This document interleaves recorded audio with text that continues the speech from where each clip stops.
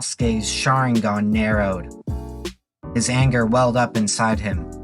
He did not even wait for the proctor to begin the fight before releasing a massive fireball towards the Uzumaki.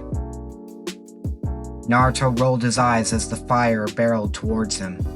He put his hand out in front of him before being engulfed by the roaring flame. Sasuke's face transformed into a twisted grin as he watched the orange flames.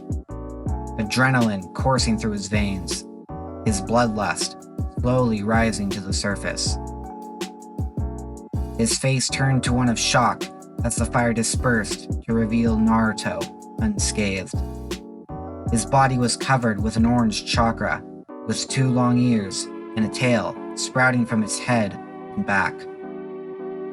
Flames were being held off by the chakra, with Naruto shedding a portion of it before looking up to Sasuke.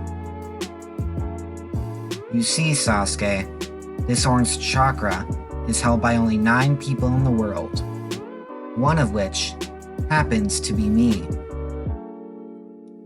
Sasuke growled. You have no right to have that kind of power. Tell me how to get it, or give yours to me. Naruto's clone facepalmed as he listened to the Uchiha talk nonsense.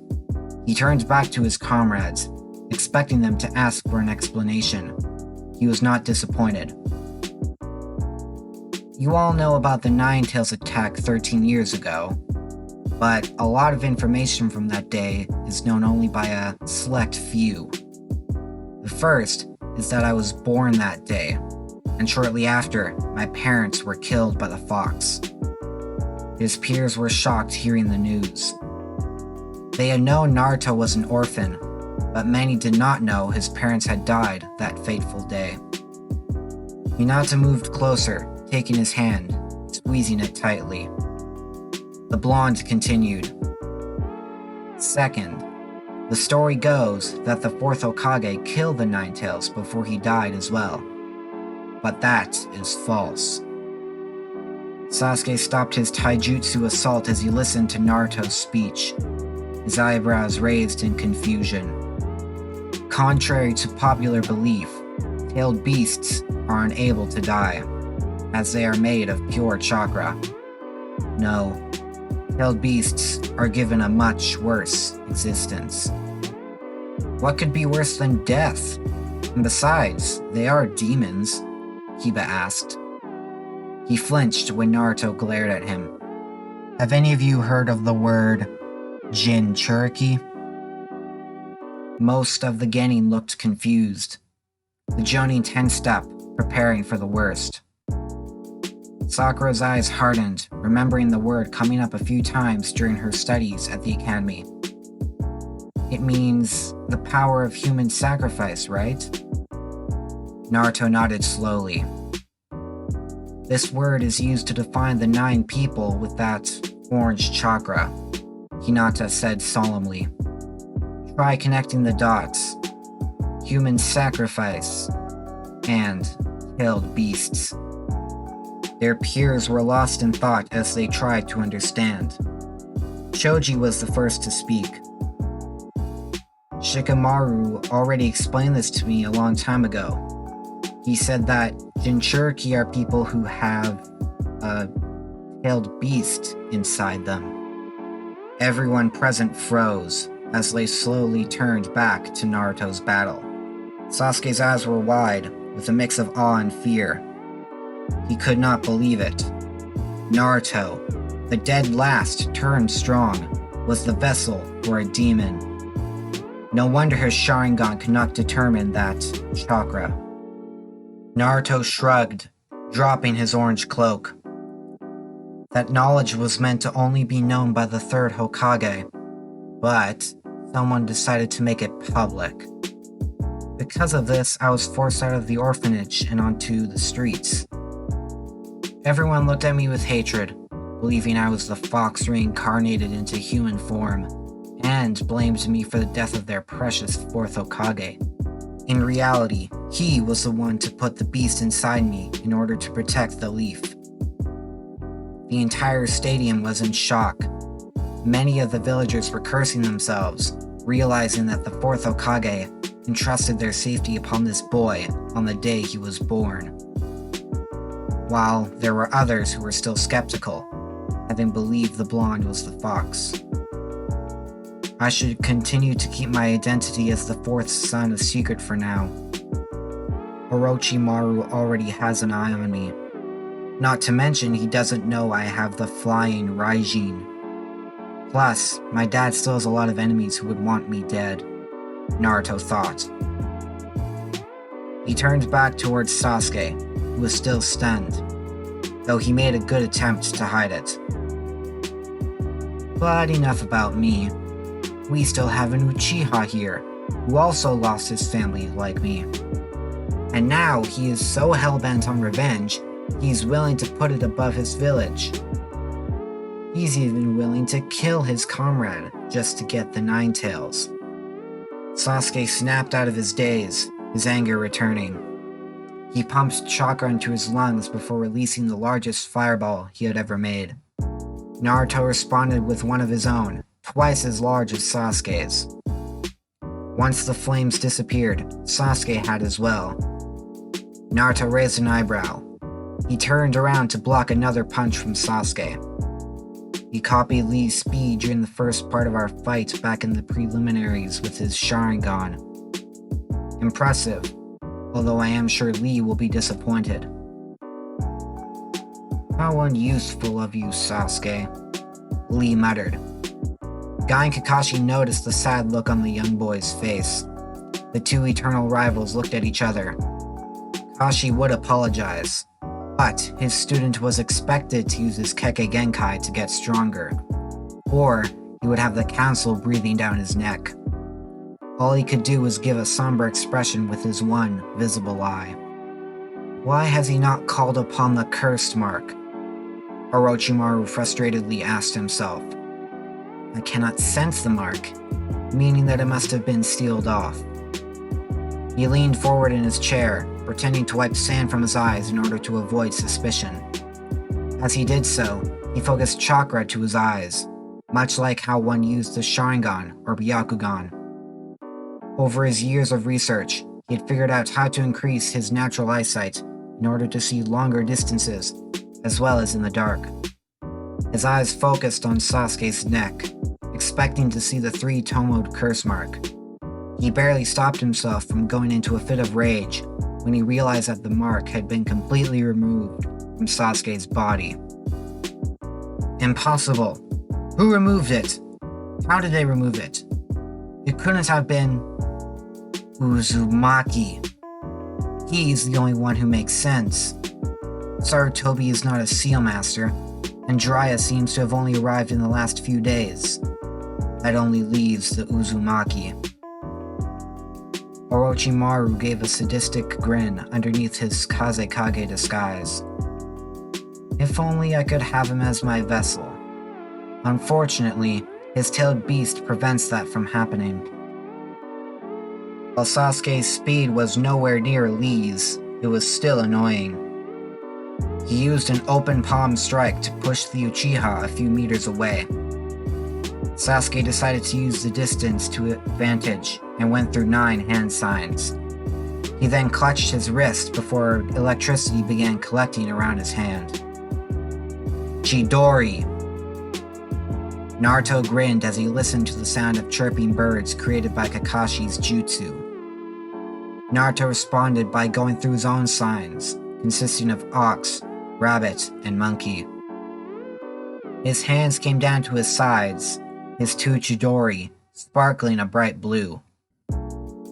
Your sensei taught me this because my lightning affinity was on par with his own, Naruto told him, seeing Sasuke's enraged expression. The blonde dashed forward, followed by the Uchiha. Sasuke attempted to strike Naruto's chest. He dodged and went for a downward slash. Sasuke jumped away, leaving Naruto's hand in the ground. The Uchiha went back in for another attack. Naruto ducked, pulled his hand out from the dirt, and swung with his other Chidori. Sasuke barely blocked with his own. The lightning clashed, releasing a shockwave that pushed the two back. Sasuke growled, preparing his second Chidori. This would be the last time he could use it today, so he was going to make it count. He charged at Naruto, who replied by slipping into his battle stance. Sasuke swung his arm. Naruto sidestepped and delivered 4 punches to the Uchiha's stomach before using an air palm to push him away again. Sasuke landed and dashed at the blonde once more, this time aiming for his head. Before he could connect, a sword blade came between the two of them. Sasuke's hand touched the blade, allowing Naruto to siphon the Chidori into his sword. Sasuke backflipped out of the way as Naruto swung his blade expertly. He kicked Sasuke in the knee, making him fall. Naruto performed a downward slash, which was blocked by a kunai. Sasuke gritted his teeth, focusing on the lightning chakra Naruto had stolen. His efforts were effective, as he drew the Chidori into his kunai. He directed it into his free hand, swinging upward at Naruto. The blonde disappeared behind him, sword in hand. Sasuke countered by channeling the Chidori into his foot, causing an explosion which sent him and Naruto into the air. "Did you know your Chidori could be used like that?" Guy asked Kakashi, who watched in amusement. "No, I didn't. I'm surprised Sasuke has such control over it. Redirecting the energy to a different part of the body is an impressive feat." Kakashi made sure to remind himself to test out more of the Chidori's functions before focusing back in on the fight. Sasuke was above Naruto, who was still analyzing the bizarre use of the Chidori. He was actually impressed by the Uchiha's creativity. Even so, Sasuke still had a long way to go before he had a chance of taking him on. He looked up to see 3 fiery dragons barreling towards him. "You still have chakra in you," he muttered. "No matter. Let's see how you like this. Wind style, flying kick." Naruto adjusted himself so he was facing the dragons before pumping wind chakra to his foot.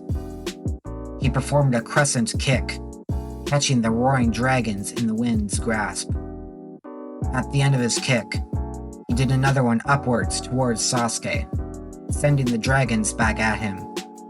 Sasuke was engulfed by the fire, falling to the ground covered in scorch marks, but very much alive. "This is growing tiresome," Naruto said, his eyes blankly staring at his opponent as he landed. "I wanted to see how much you've improved, but I now see that your lust for power has dulled your ability to a degree." "What are you talking about, dope? You may have lost your parents, but at least you did not know them. I lived surrounded by my family before they were killed, not you. And now all you care about is power. The only reason you are still loyal to the Leaf Village is because you get special treatment from the council. If you had the choice, you would leave the village in order to become stronger." Naruto sighed before appearing right in front of Sasuke, his fist pressed against his chest. Sasuke had no time to react before plunging into darkness. Sasuke opened his eyes slowly. He looked around, trying to find out where he was. "Nice of you to wake up." Sasuke turned to see Naruto standing against a large tree, with a paper tag hanging from it. He noticed that the sky was turning a dark red as a large mass of killing intent slowly approached him from behind. Despite his fear, he forced himself to turn around and face the figure. A large, orange fox with 9 tails towered over the Uchiha. "Sasuke, meet the Nine Tails, whose power is greater than any in the known world. This is the being whose power you wish to control. Go ahead." Use your Sharingan and attempt to place him under Genjutsu, Naruto suggested, admiring his nails. Why are you encouraging him, brat? Kurama asked, in an annoyed tone. The fox's voice sent shivers down Sasuke's spine. Don't tell me you're scared of a little Uchiha, Kurama, Naruto responded with a snicker. Hardly, Kurama stated. He tauntingly poked Sasuke with his sharp claw. Get away from me! Sasuke shrieked with fear. Kurama laughed so loud that it felt like Naruto's mindscape shook from the sound. This kid is fun to play around with, the fox said. Make sure you keep him in check, Naruto. Naruto rolled his eyes playfully. He gestured for the fox to release the mind merge. Kurama grunted in response before raising his giant paw. Sasuke's eyes widened, his Sharingan spinning wildly. He watched as the giant claws brought themselves down upon the black-haired boy, crushing him. Naruto opened his ocean blue eyes. Only a few seconds had passed, so the spectators still had confused expressions. The first thing he saw was the face of Sasuke. His Sharingan finished spinning, revealing 3 tomos in each. An expression of pure fear was etched into his face. His red gaze turned to their irregular black before his eyes closed, and he fell to the ground, unconscious. Naruto grunted in annoyance. He had expected that Sasuke might unlock his 3rd tomo by meeting Kurama, but it still bothered him. He turned to Hayate and Genma, his expression blank. The Jonin were anxious, witnessing Naruto's strength, and how he knocked Sasuke out with a simple touch. Winner by knockout, Naruto Uzumaki, Genma announced. The stadium was silent. Shinobi were staring with fascination and fear. The citizens were filled with regrets for the way they had mistreated the boy. Most of them still felt anger towards the blonde, despite knowing the truth. Naruto's comrades gazed at him with a new sense of respect and understanding. No one clapped in applause, however, not even Hiruzen or Jiraiya, who didn't want to interrupt the people's thoughts. The medics came to bring Sasuke out of the arena as Naruto dispelled his clone and reunited with his girlfriend and other comrades. He ignored the stares and placed his arm around Hinata's shoulder. The little Uchiha looked death in the face. Ha! Serves him right, Naruto snickered. What did you do to him? Sakura asked. Remember our journey to the land of waves, and I made one of the demon brothers give me information with just a touch? Sakura and Kiba nodded. I can draw people into my mind, making it so they can see the fox.